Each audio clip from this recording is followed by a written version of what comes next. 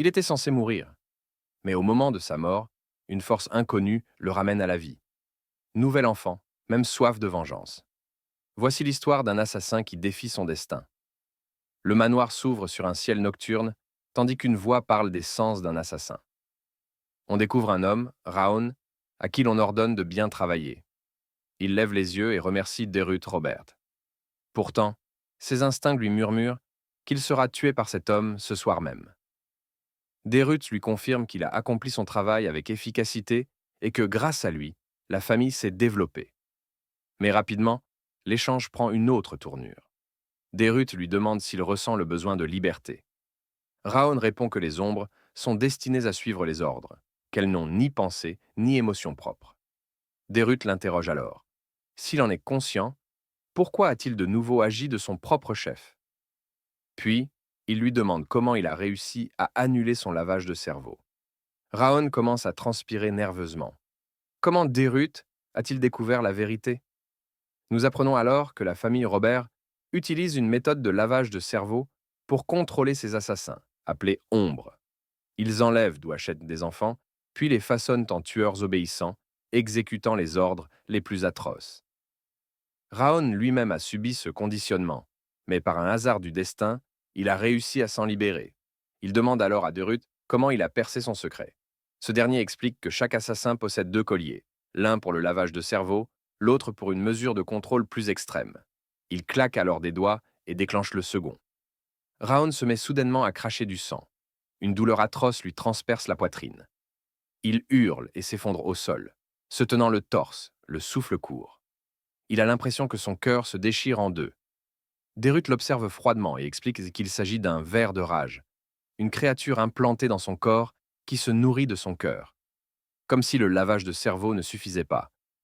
Raon comprend enfin. Il pensait être libre, mais tout n'était qu'illusion. Derut lui répond que ce n'est pas une question de justice, mais simplement de précaution.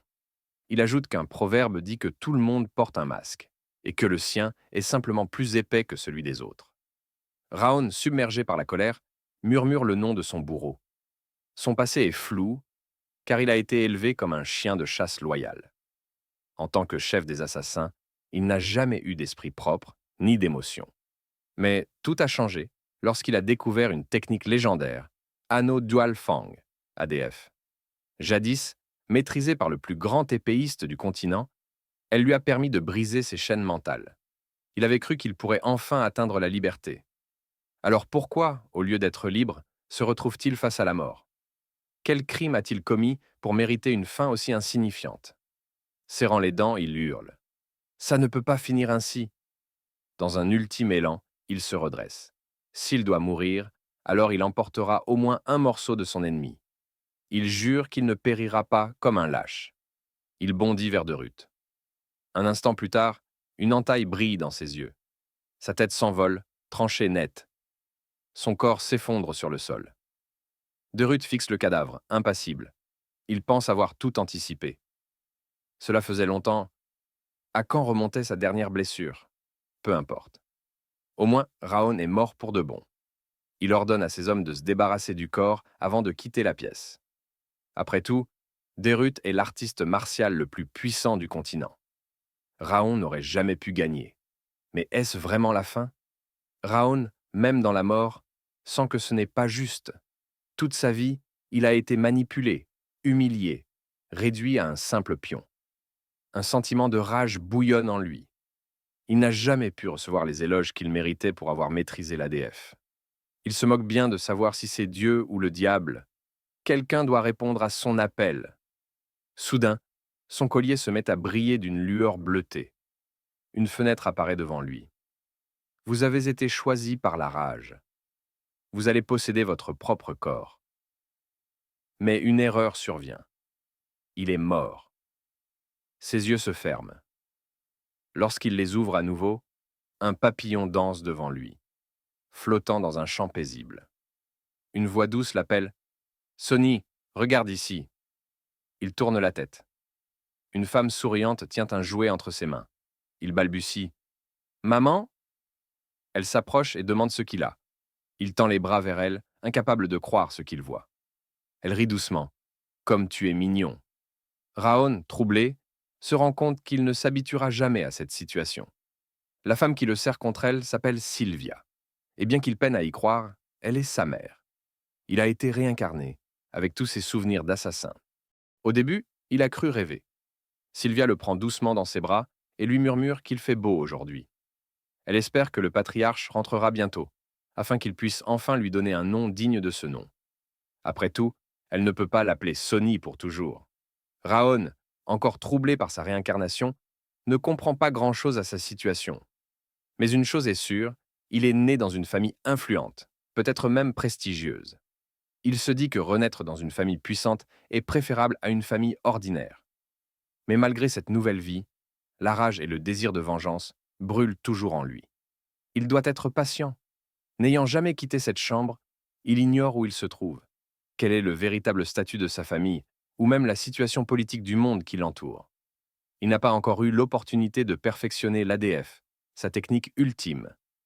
Il doit attendre le bon moment. Dans sa vie précédente, il était déjà l'assassin le plus redouté de la famille Robert. Mais cela ne suffit pas. Cette fois, il doit devenir encore plus fort. Il analyse le manoir dans lequel il se trouve et comprend rapidement que cette famille est bien plus qu'une simple lignée renommée. Soudain, la porte s'ouvre brutalement. Une servante fait irruption et annonce l'arrivée du patriarche. Sylvia, prise de court, exprime sa surprise et tente de se préparer. Mais la servante lui dit qu'il est déjà trop tard. L'atmosphère change brusquement. Une tension écrasante envahit la pièce alors que la porte s'ouvre à nouveau. Raon sent immédiatement cette présence oppressante. Il lève les yeux et voit un homme entrer. Il a des cheveux blonds et porte une cape rouge. Son regard perçant évoque des flammes glaciales. Sylvia l'appelle d'une voix tremblante. Raon comprend instantanément. Cet homme, c'est Glenn. L'aura qu'il dégage est terrifiante. Il ne fait aucun doute. Cet homme est le zénith du continent. Le roi de l'annihilation. Raon réalise alors qu'il est né dans la famille la plus puissante du continent. Sylvia, hésitante, demande à Glenn s'il veut prendre l'enfant dans ses bras. Par une ironie du sort, le patriarche accepte et lui donne un nom, Raon, le même nom que dans sa vie précédente. La nuit tombe. Alors que le manoir s'apaise et que le silence s'installe, Raon se demande si tout le monde dort. Il repense à ce qu'il a ressenti en présence de Glenn, une suffocation écrasante. Pourtant, une opportunité s'offre enfin à lui. Jusqu'ici, il dormait presque tout le temps.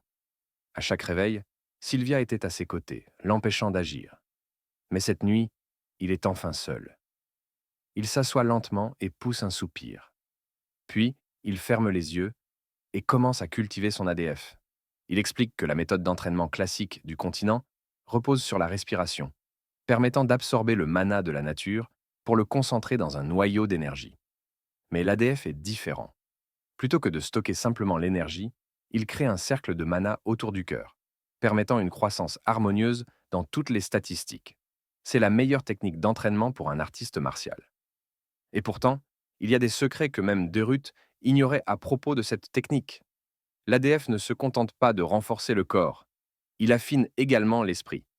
Si Raon parvient à fusionner cette maîtrise avec le talent des plus grands épéistes de l'histoire, sa vengeance contre Derut ne sera plus un rêve. Il se concentre davantage, explorant le circuit de mana de son corps. Une sensation étrange le traverse.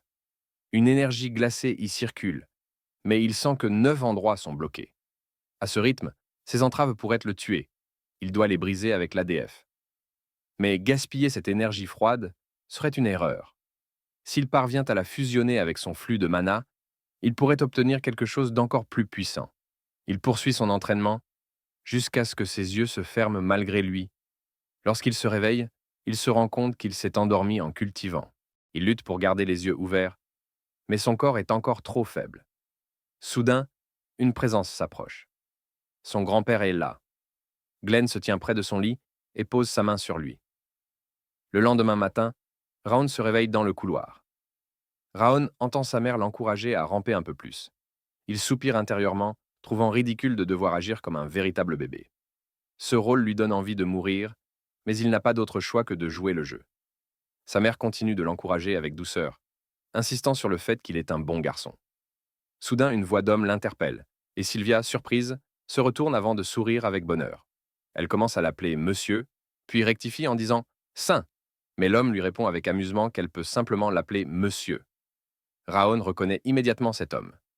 Il s'agit du Saint des chiffons, un individu légendaire qui a atteint le sommet du monde grâce à sa puissance, ses techniques et ses compétences. Il est le médecin le plus célèbre, mais sa soif d'aventure l'empêche de rester en place. L'homme explique qu'il a entendu parler du bébé et qu'il a donc décidé de s'arrêter en chemin. Il observe ensuite Raon avec curiosité avant de demander si c'est bien l'enfant de Sylvia. Raon trouve la question exagérée, mais l'homme le prend dans ses bras pour l'examiner. Il remarque aussitôt que cet enfant est complètement différent de Glenn et demande son nom. Sylvia le lui donne et il remarque immédiatement la signification du prénom Ombre. Il s'interroge sur le choix de ce nom et Sylvia confirme qu'il a été donné intentionnellement. L'homme comprend alors que les rumeurs étaient vraies. Glenn et lui étaient bel et bien les meilleurs amis autrefois. Rag, comme il est surnommé, décide d'examiner l'enfant de plus près. Lorsqu'il pose sa main sur lui, il analyse immédiatement son état. Sylvia, inquiète, l'interroge sur ses observations. Le verdict tombe. Raon est atteint de la malédiction du froid glacial. Son mana est bloqué par une énergie de glace. Et si rien n'est fait, il risque de mourir. La seule solution est de le soigner régulièrement pour empêcher la situation de s'aggraver. Sylvia refuse d'y croire, mais Rag insiste. Il promet de rédiger une ordonnance immédiatement. À cet instant, une servante entre précipitamment, essoufflée. Elle annonce que le patriarche cherche Rag et veut le voir immédiatement. Ce dernier soupire, trouvant le moment mal choisi, mais il se lève à contre-cœur pour s'exécuter. Pendant ce temps, Raon comprend peu à peu l'origine du froid qui l'envahit. Cependant, savoir ce qui lui arrive ne change rien. Il doit simplement mouler son ADF pour s'adapter à cette nouvelle réalité. Sylvia, en revanche, ne peut contenir ses émotions et éclate en sanglots. Raon est surpris par cette réaction soudaine. Elle répète que tout cela n'est qu'un mensonge, qu'il est impossible qu'il meure ainsi. Elle est prête à tout pour le sauver et refuse d'envisager un autre destin pour lui. Une douleur inconnue transperce Raon, une sensation qu'il n'avait jamais éprouvée auparavant. Son cœur semble se serrer, une émotion nouvelle le submerge. Il réalise que voir Sylvia dans cet état lui est insupportable. Instinctivement, il tend la main et effleure sa joue, lui demandant silencieusement d'arrêter de pleurer. Contre toute attente, Sylvia s'immobilise. Puis, dans un anglais parfait, Raon prononce un simple mot « Maman ». C'est à cet instant que la porte s'ouvre brusquement. Glenn fait irruption, imposant et inébranlable. Une servante tente désespérément de l'arrêter, essoufflée et paniquée. Glenn, implacable, la réprimande pour son manque de respect et son comportement déplacé. Mais la servante, à bout de souffle, tombe à genoux et le supplie. Elle implore Glenn de sauver Raon, insistant sur le fait qu'il est tout pour Sylvia. Glenn, impassible, rétorque qu'il connaît les sacrifices nécessaires pour vivre en tant qu'artiste martial et ne voit aucune raison d'aider quelqu'un qui ne pourra jamais contribuer à la famille. Sylvia s'indigne et rappelle qu'il s'agit de son petit-fils.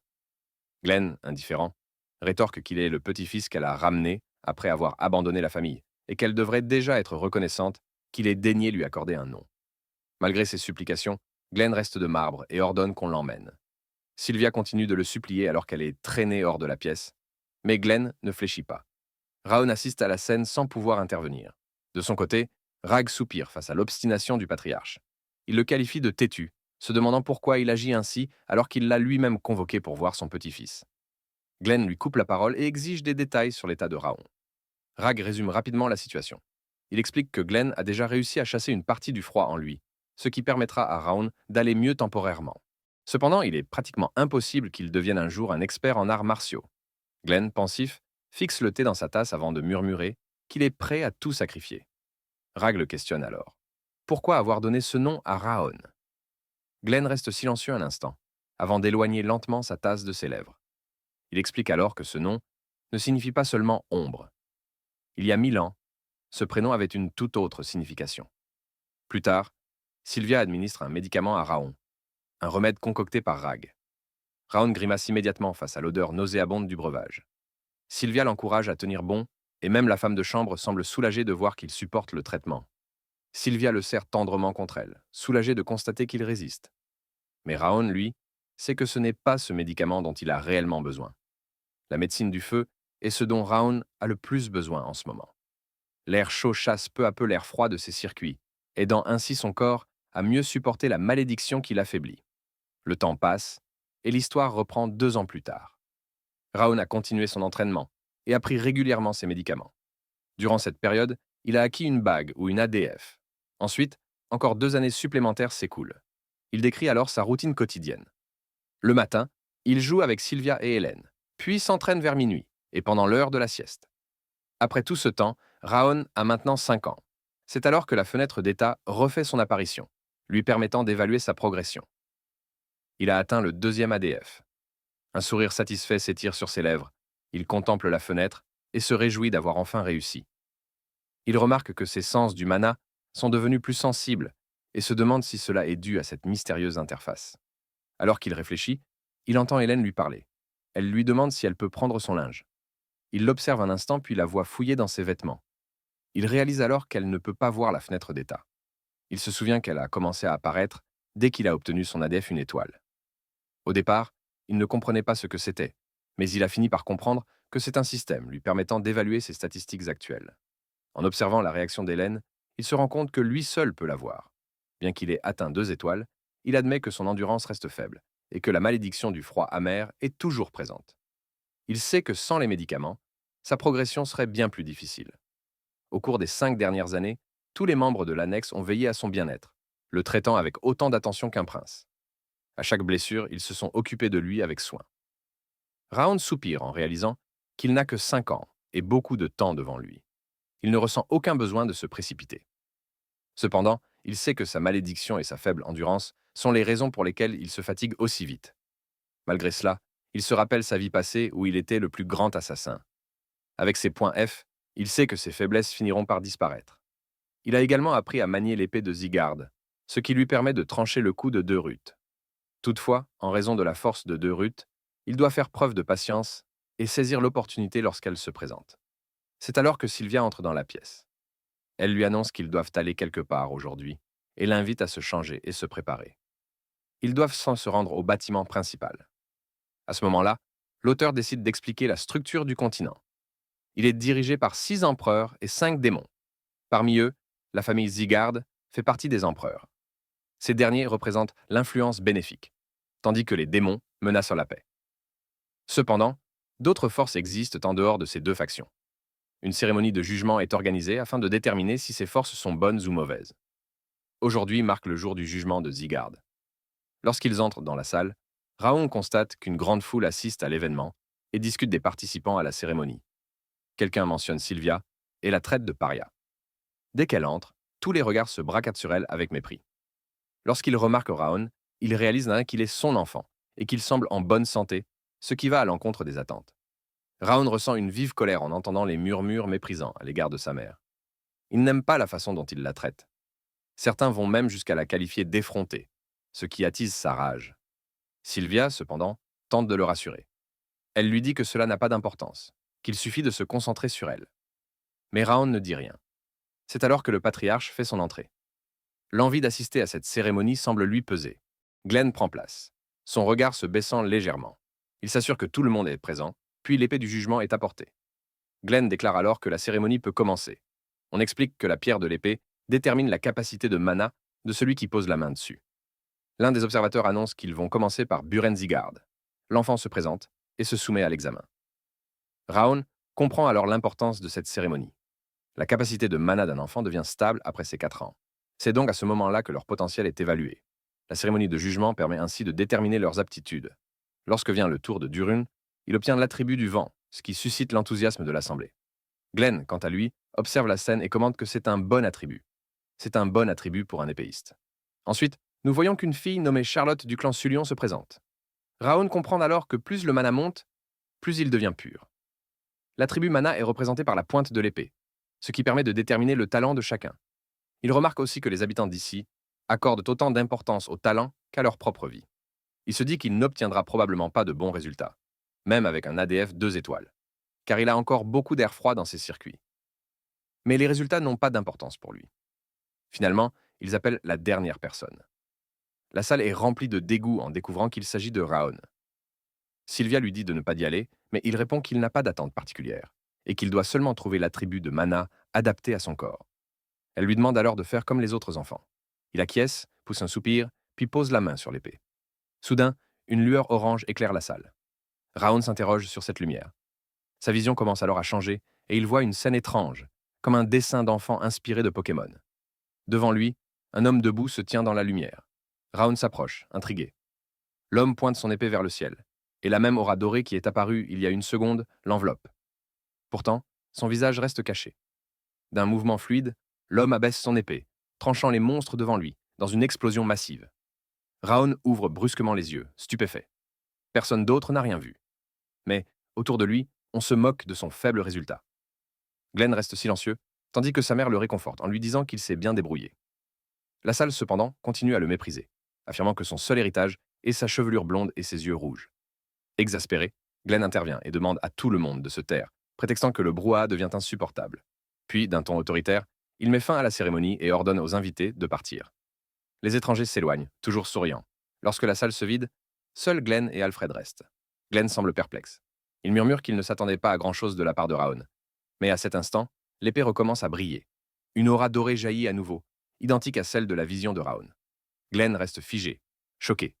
Il observe attentivement la lumière et s'exclame « C'est doré, comme le soleil !» Il se remémore alors un ancien livre mentionnant que le premier patriarche de Sigard possédait un feu transcendantal, si puissant qu'il pouvait faire fondre les flammes du royaume des démons. Ce mana doré, ces flammes légendaires, n'ont existé qu'une seule fois dans l'histoire de la famille. Le mana brille comme le soleil, et il porte un nom, Flamme d'or. Glenn, troublé, se demande ce qui est en train de se passer. De retour au point de vue de Raoun. Il constate que ses traits ne sont toujours pas débloqués, et décide qu'il est temps d'atteindre 3 étoiles sur son ADF. Le temps a passé depuis la première cérémonie du jugement, et Raoun a maintenant 12 ans. Pour une raison étrange, le groupe des Scolators affiche 21 ans, ce qui semble être une erreur de calcul. Mais peu importe. Raoun est sur le point d'atteindre la 3e étape. Il aurait pu progresser plus vite s'il avait trouvé un moyen de contrer le froid. Heureusement, sa tolérance à l'eau a progressé, atteignant 2 étoiles. Grâce à cela, le froid a disparu. Sa mère l'appelle alors, lui demandant ce qu'il fait encore ici. Elle lui rappelle qu'il doit se préparer, sous peine d'être en retard. C'est l'heure de sa 2e cérémonie de jugement. Il sait qu'il va devoir faire face au même visage agaçant. La cérémonie s'est terminée beaucoup plus tôt que prévu. Glenn prononce le nom de Raoun, affirmant qu'il est certain qu'il a reçu l'ordre de suivre l'entraînement de base et se demande pourquoi il n'a pas répondu pendant 1 mois entier. Raoun ne comprend pas de quoi il parle. Sylvia intervient en criant que Raoun est différent des autres enfants, car il a trop d'énergie froide pour supporter l'entraînement. Glenn répond que c'est leur terre et qu'il n'y a pas d'exception pour quelqu'un qui porte le nom de Zigart. Sylvia commence à s'inquiéter davantage lorsqu'il lui rappelle qu'elle doit vivre en tant que Zigart et que, si elle ne le veut pas, elle doit partir. Tout le monde dans la salle éclate de rire, en suggérant qu'il serait intéressant de la voir s'enfuir à nouveau, mais qu'elle ne pourra pas survivre une seconde fois à la destruction de ses circuits de mana. Certains se moquent encore d'elle, la traitant de pathétique. Raoun comprend alors pourquoi sa mère est traitée de cette manière. Elle avait quitté la famille après avoir perdu son noyau d'énergie et ses circuits de mana, et elle était revenue après la mort de son père. Étant une descendante directe qui a quitté la famille puis est revenue, elle est perçue comme une honte. Puisqu'il est son fils, il sait qu'il sera traité de la même façon, mais il refuse de rester inactif et de la voir être maltraitée. Il s'avance vers l'épée, mais Sylvia l'arrête en lui disant qu'elle va s'en occuper. Il lui répond que tout va bien et qu'il suivra l'entraînement le mois prochain, conformément à l'ordre de Glenn. Le maître actuel de la salle d'arts martiaux lui demande s'il ignorait réellement l'ordre. Et Raoun confirme que oui. Il lui est alors conseillé d'abandonner, mais il refuse, affirmant qu'il doit être à la hauteur du nom de la famille et qu'il suivra l'entraînement. Glenn libère alors une puissante aura, demandant s'il comprend le poids de ses paroles. Un rapace posé non loin de Raoun commence à saigner sous la pression, et Raoun a l'impression d'être écrasé. Il réalise alors que Glenn est bien plus fort que Robert et qu'il mérite son titre de roi de l'anéantissement. Sylvia tente d'intervenir, expliquant que Raoun est encore jeune et ne comprend pas ce qu'il dit. Le maître de la salle d'arts martiaux est d'accord, mais Glenn les interrompt d'une voix ferme, ce qui les effraie tous deux. Sylvia s'empresse alors d'attraper Raoun en lui demandant d'arrêter, arguant qu'il n'est pas en état de s'entraîner. Raoun, malgré la douleur et la pression exercée par l'aura de Glenn, refuse de reculer. Il repense à sa vie passée en tant qu'assassin, constamment proche de la mort, et refuse de continuer à vivre ainsi. Il ne veut plus se cacher dans les ténèbres, ni être connu sous son ancien nom. Il prend alors une décision et promet qu'il ramènera sa mère à sa position d'origine. Glenn lui demande alors s'il connaît réellement le poids de ces mots et s'il est conscient de la puissance de leur famille. Raoun affirme qu'il apprendra par l'entraînement et qu'il protégera Sylvia, ainsi que la joie et les sourires de ceux qui les entourent. Glenn conclut qu'il jugera alors les normes des Zigart à travers l'entraînement et décide que l'instructeur se préparera en conséquence pour ne pas le décevoir. Raoun tombe légèrement en arrière, réalisant qu'il est désormais officiellement engagé sur cette voie. L'entraînement commence alors. Plusieurs enfants s'exercent dans la cour d'arts martiaux. Le second maître de la salle, Karen Zigart, est surpris de voir Raoun en action, lui qui était censé être trop faible pour bouger correctement.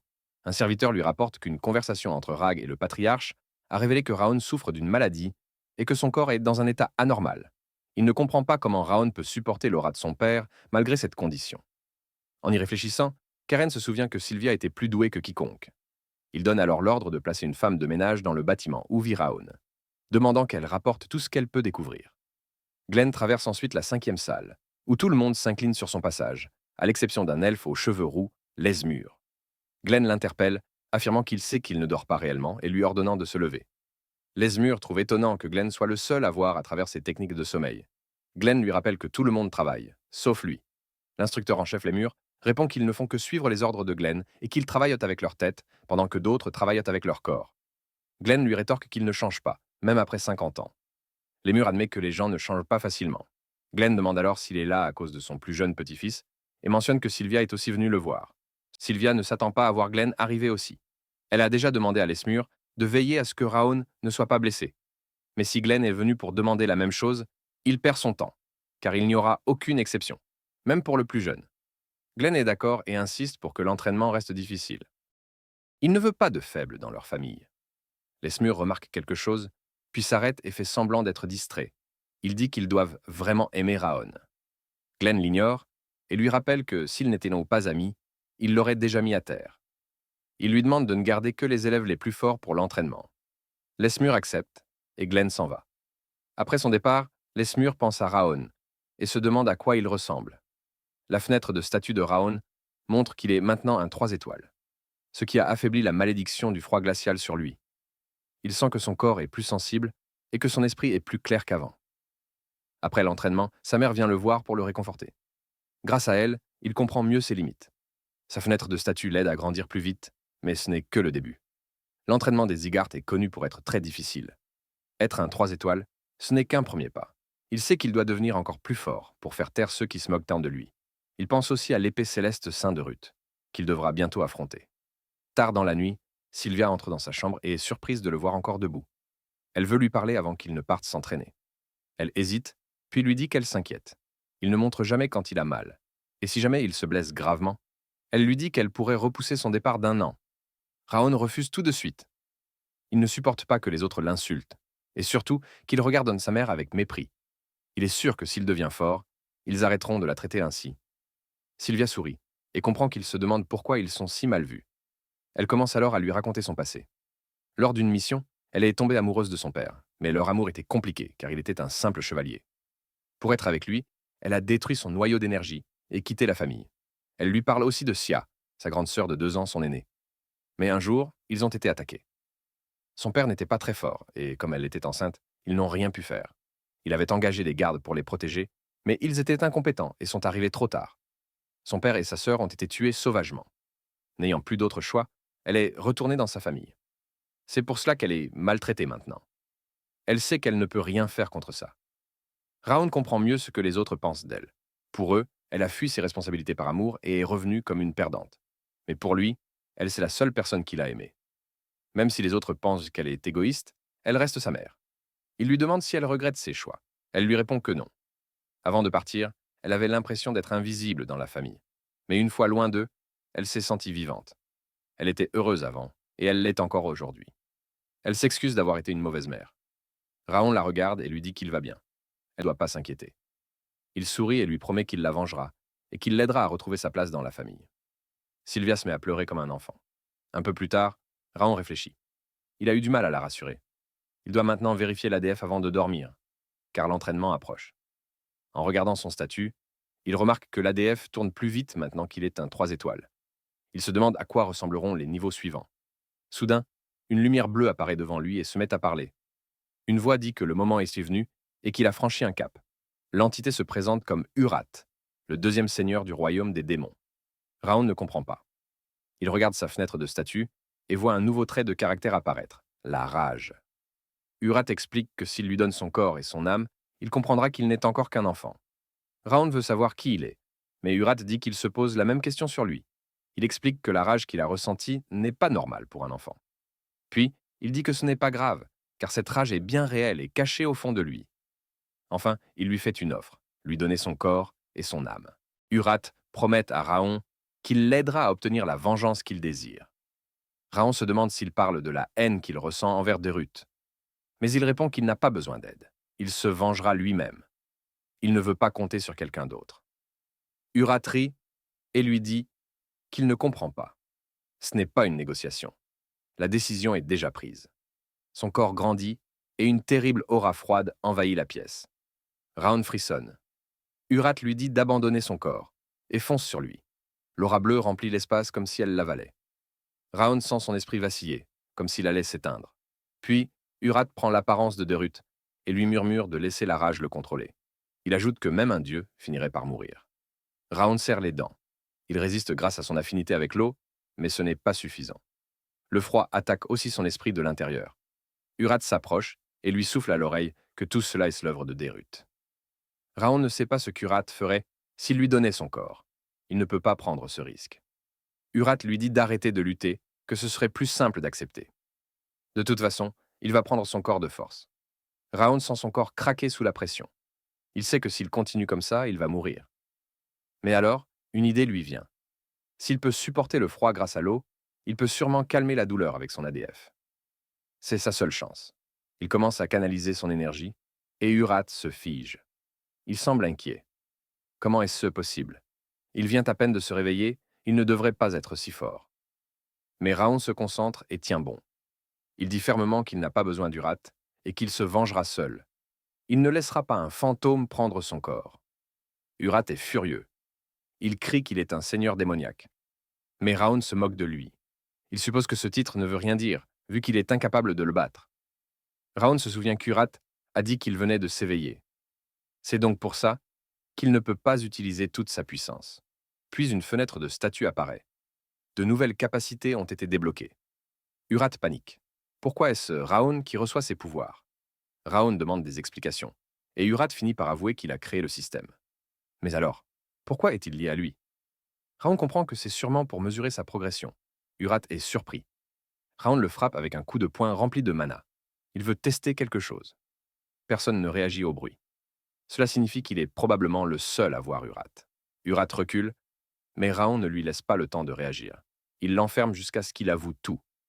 Urat finit par se transformer en bracelet de fleurs et se fixe à son poignet. Urat menace Raon. Son sceau a été levé récemment, mais une fois qu'il retrouvera sa force, ce sera la fin. Raon soupire.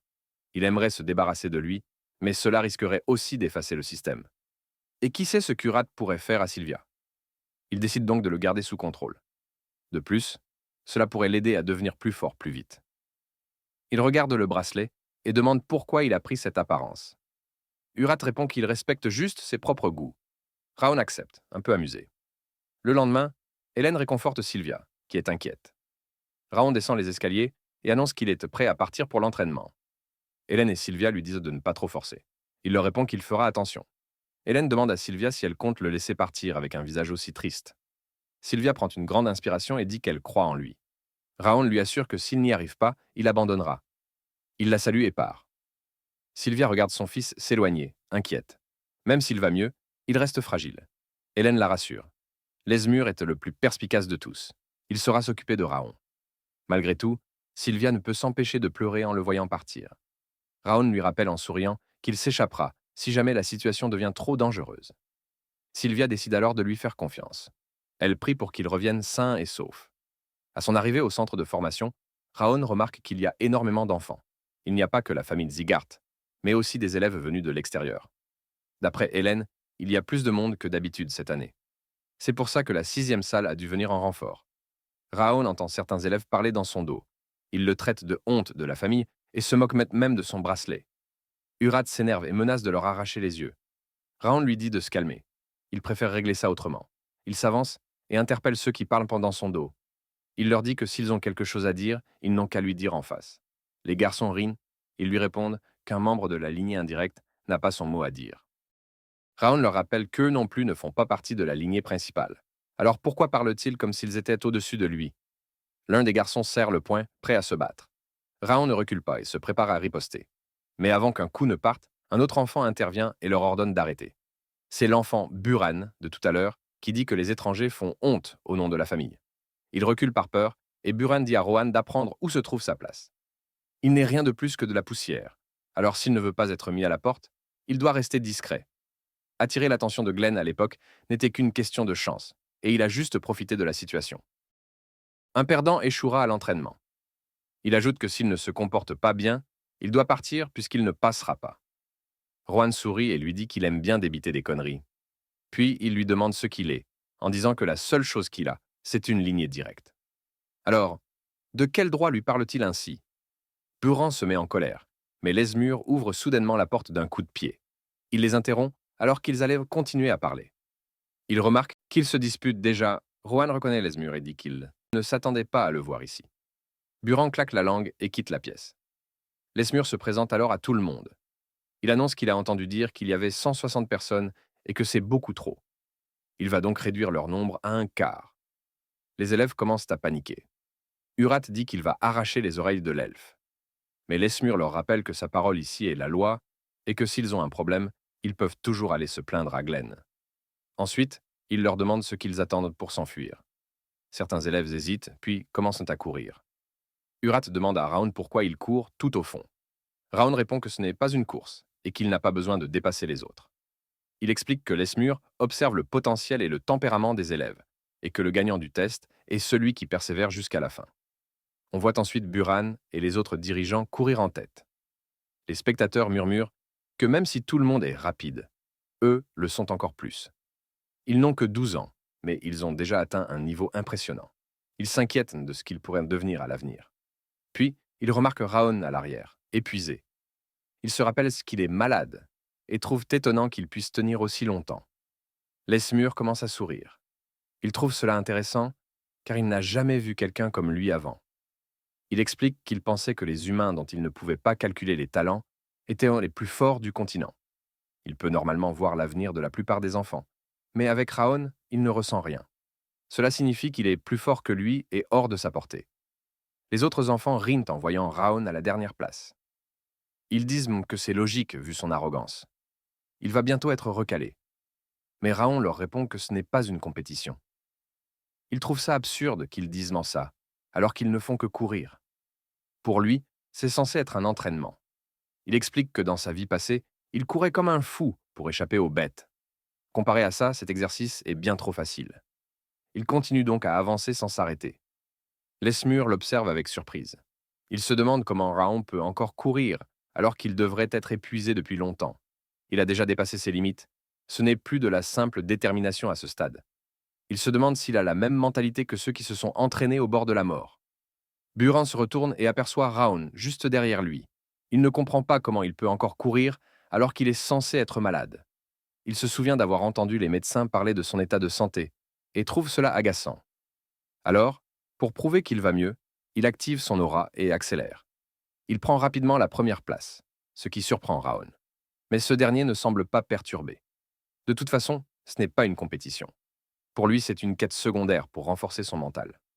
Au bout d'un moment, la plupart des enfants sont épuisés. Ils s'étonnent que Raon puisse encore courir sans montrer de signes de fatigue. Raon leur répond que c'est absurde, car il a l'impression d'être sur le point de s'effondrer. Son cœur semble prêt à lâcher à tout instant. Mais il utilise son ADF pour maximiser son endurance. Au moins, il s'améliore rapidement. Il doit activer son pouvoir à fond pour en ressentir les effets. Alors qu'il est heureux de progresser, Urat intervient et le traite de pitoyable. Il trouve que son futur vaisseau est dans un état lamentable. Puis, Urat lui demande de lui remettre son corps. Raon refuse, ce n'est pas le moment. Urat insiste et menace de tout geler. Il attaque et Raon ressent une douleur vive à l'intérieur de son corps. Il serre les dents.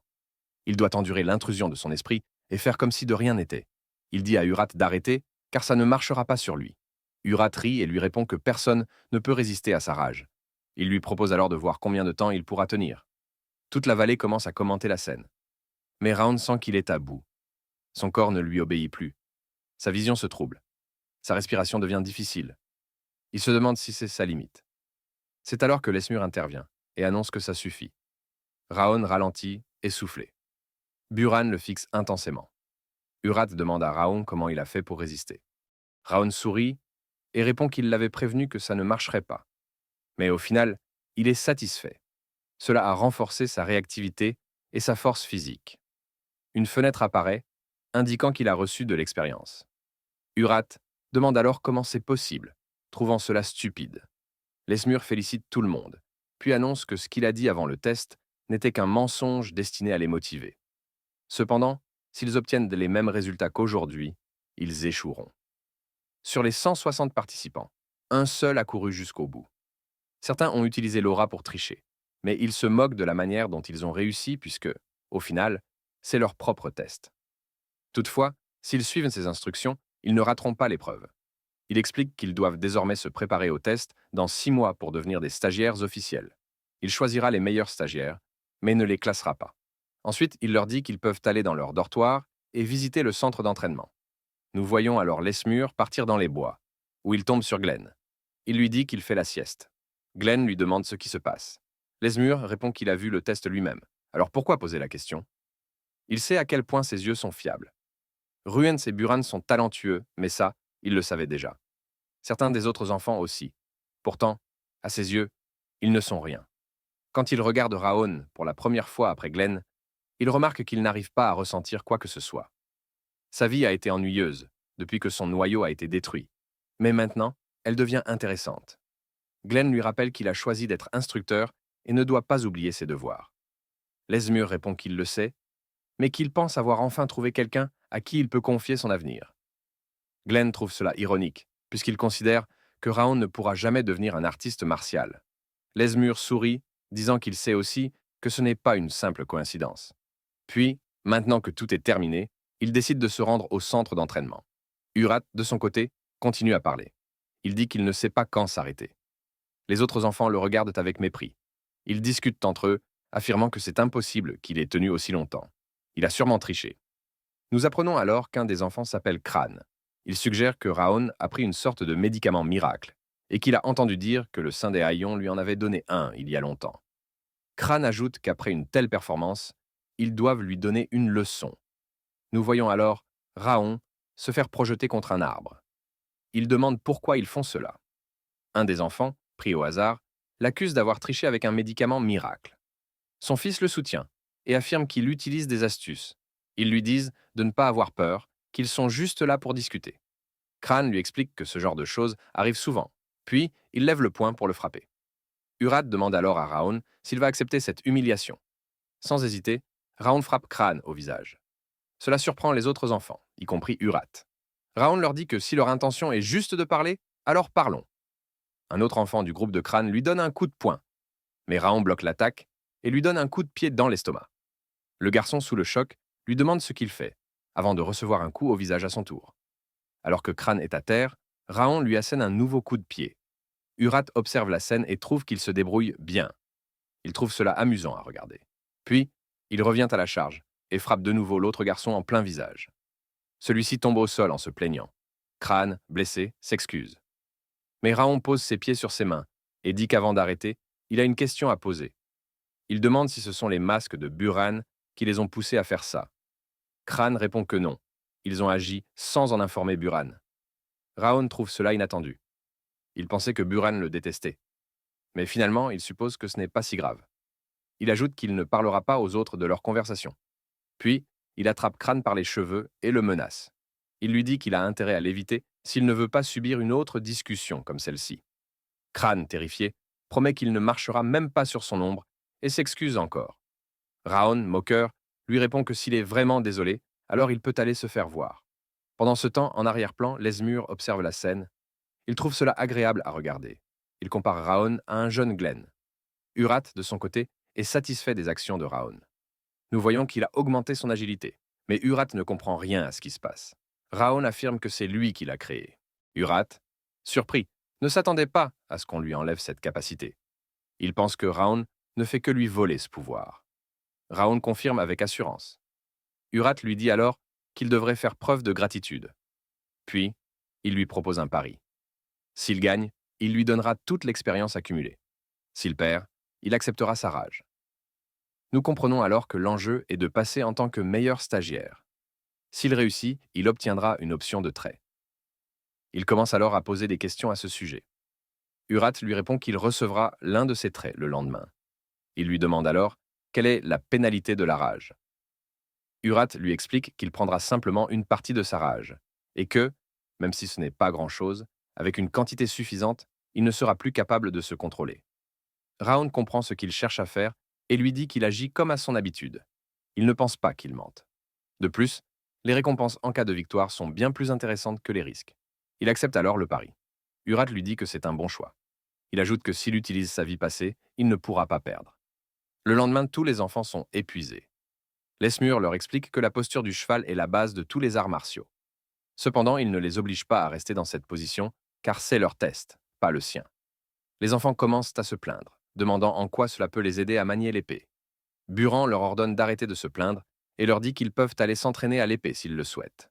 Raoun les regarde partir. Urat lui demande alors s'il va se joindre à eux pour l'entraînement. Mais Raoun lui répond que ce n'est pas la peine. Il considère que s'entraîner à l'épée, sans avoir appris les bases, est une perte de temps. Ce dont il a besoin en ce moment, ce n'est pas d'une épée, mais d'une force physique de base.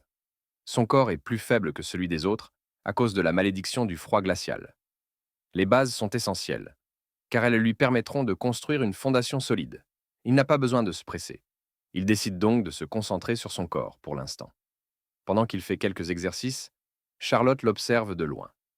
Elle remarque que le poids qu'il soulève augmente de jour en jour. Même s'il est normal de progresser quotidiennement, elle trouve étrange que le poids augmente aussi rapidement. Elle commence à se demander s'il ne possède pas une aptitude particulière pour l'entraînement. Puis elle s'interroge sur sa capacité à être aussi constant. Intriguée, elle décide de s'approcher. Elle sent qu'il y a quelque chose d'étrange chez lui. Elle se place devant lui. Raoun, surpris, lui demande ce qu'elle fait ici, mais elle se contente de le fixer du regard. Si vous avez regardé jusqu'à la fin, commentez Raoun pour me le faire savoir. Abonnez-vous pour plus de contenu et laissez un like ou un commentaire pour soutenir la chaîne. Merci d'avoir regardé, c'était le Edge Recap.